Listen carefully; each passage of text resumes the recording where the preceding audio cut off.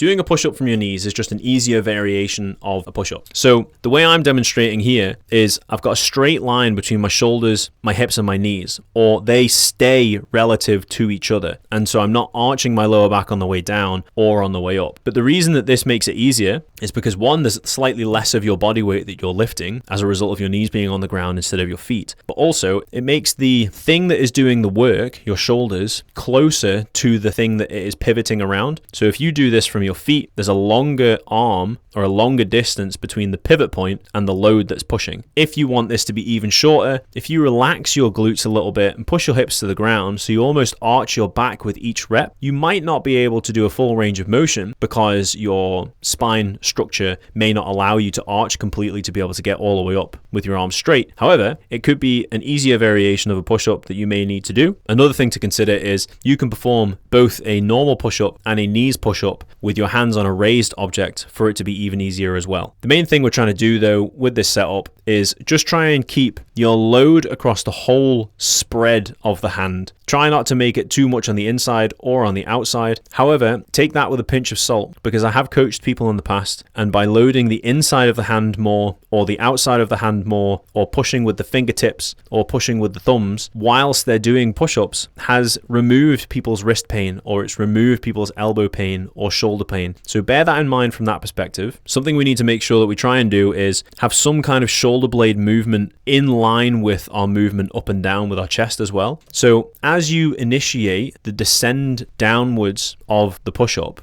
as the elbows come out, try to encourage a little bit of shoulder blade retraction and depression. So shoulder blades go down and they come back around our back as well. When you're at the bottom here, it can be beneficial to make sure that your shoulder blades are kind of squeezed together. Not massively, but they're just retracted. As you initiate the movement, try to start that movement with purely musculature, so shoulder and chest and triceps, and then as you get halfway through the movement, try to allow this natural relaxation of the shoulder blades again, so that when you're back at the top, they are in a neutral position.